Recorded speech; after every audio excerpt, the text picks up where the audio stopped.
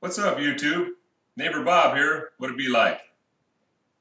Today is 11/19/2017, and I thought I would go into some things. You probably clicked on this video because you've seen the word hope and benzodiazepines together, which is very hard to believe there is any hope when you're taking that evil drug. Going back from my video last week, to recap a little bit of my past, I'm a 61-year-old male.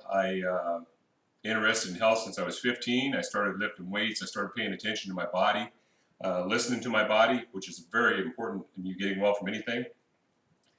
As far as the hope goes, I do have hope now because I would say I'd put myself at about 97% cured from the benzo experience. It took me about, I'd say roughly a year and a half since my taper finished. So it wasn't a fast thing. But there is hope, and I know when you start out, you don't feel like there's hope because you feel like death warmed over, and it's a very, very terrible thing to come off of. But you can come off of it. I'm here to tell you, I do believe you can if you want to, and you do some of the things that's necessary to do so. What are some of those things? I got on the benzos back in 2000 after a brain injury in 1998, a work-related solvent injury that left me with 30% loss of neurons to my left front temporal lobe, glutamate imbalances to both front temporal lobes, and a broadening of my NAAP, whatever that is. But anyway, they stuck me on a benzo specifically for terrible insomnia from the brain injury. And I also got the MCS, multiple chemical sensitivity, that I still suffer from today, which is like a lesser version of the boy in the bubble, where you see the movie where the boy's in a bubble and he can't be around any kind of chemicals. I've sort of got that going on for the last 17 or 19 years, rather, since I've been retired.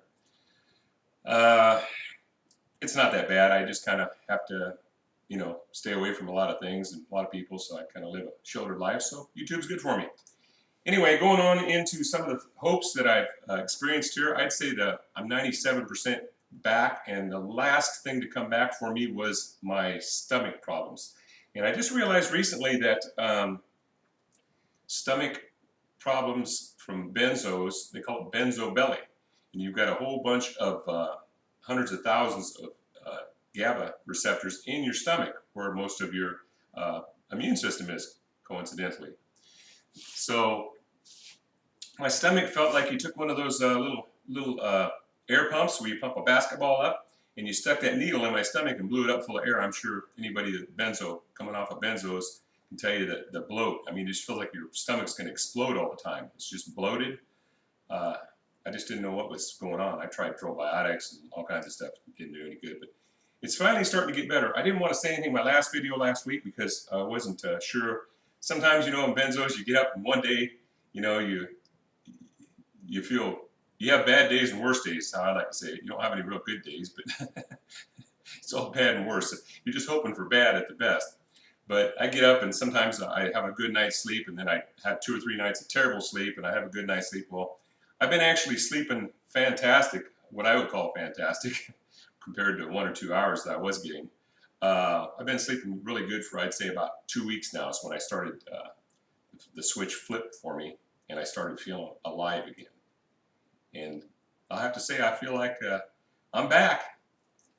61, still alive. Still got my fat on me. But some of the things that I did, I was going to go into in a future video, but I just wanted to tell you that some of the things that I did is I addressed my self-pity. I've never been one to believe in self-pity. I went through some very hard things in my life. That solvent injury, I lost my job of 27 years. I lost my 401k. I almost lost my house. If it wasn't for my father, I would have lost all that. He has a little money, and he helped me out until I got my pensions. I was able to repay him. But I lost a lot. And then back in 2001, I had about 10 mercury silver amalgams taken out of my mouth. And I went from 220 pounds to 160 pounds in about 6 months because that mercury is so toxic. and that was part of the reason of my insomnia, yeah, to begin with. And I found out that I've had those in there for most of my life. So that was a very important thing in getting cured.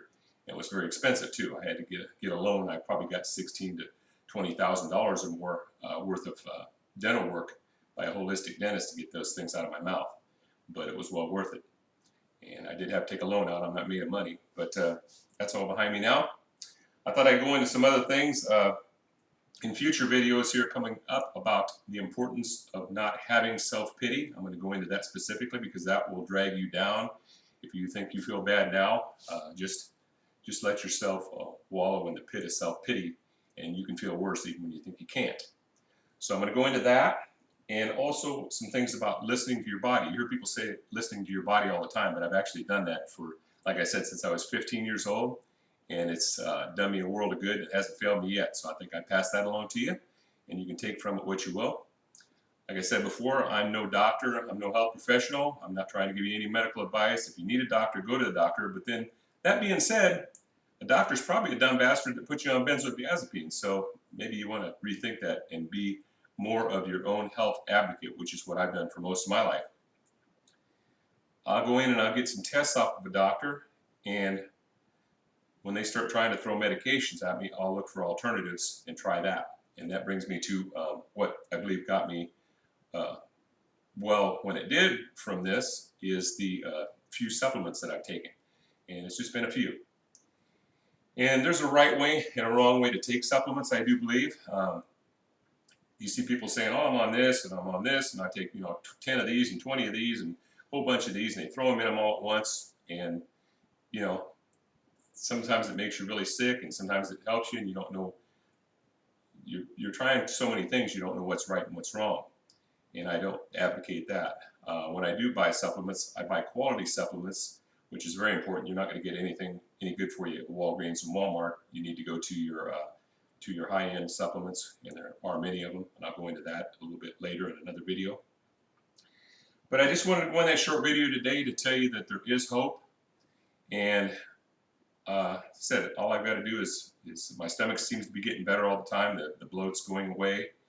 I'm feeling much, much better. I mean, I was in a place, somebody probably saying, oh, Bob, you're probably not as bad as I was. Well, I was in a place when I took those 2 milligrams of Klonopin, which is the equivalent of 40 milligrams of Valium, every night before bed for 13 years, and from the year 2000. And so that had a terrible hold on me that I didn't know how bad that drug was until I finally realized that I wasn't even sleeping any good still. I wasn't getting the deep sleep.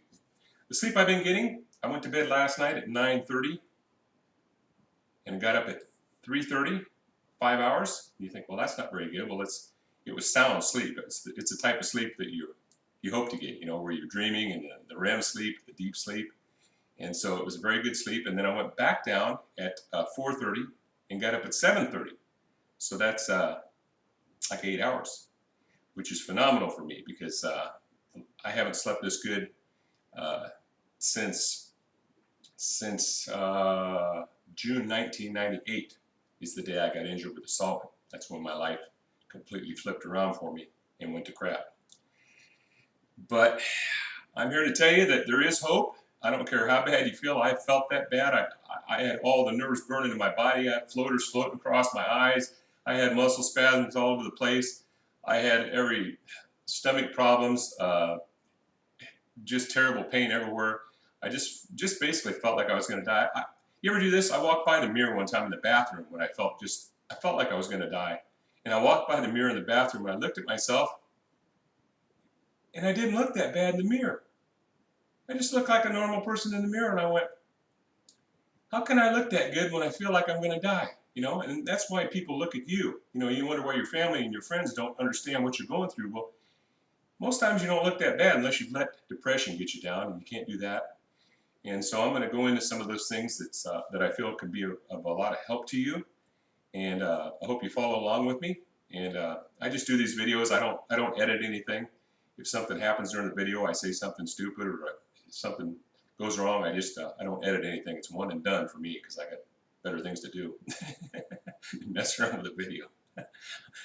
I'm basically just doing this to help other people. I love to help other people. If I can help you in any way, like I said, just suggestions on supplements or something. Like I said, I'm not a doctor, but just my suggestions. I don't I don't believe that you should ever take anybody else's beliefs over your own, including a doctor's. I think you got to weigh everything out. Everything I say, everything the doctor says, search everything out on the internet. It's all there for you to search out and make up your own plan to get better. But I can help you go into a few things on that. If you'd like to talk to me about anything, if I've got time, you can shoot me an email to Daddy in Iowa. It's D-A-D-D-Y. The letter N is in never. I-O-W-A is in the state. Daddy in Iowa @gmail.com. And I'll see if I can't get back to you and answer some questions. Then again, just the average Joe, not a not a doctor. I'm not going to put you on any meds or anything like that. But anyway, have a good day, and I'll get back to you later with a couple more video series on listening to your body and self-pity. Take care. Bye.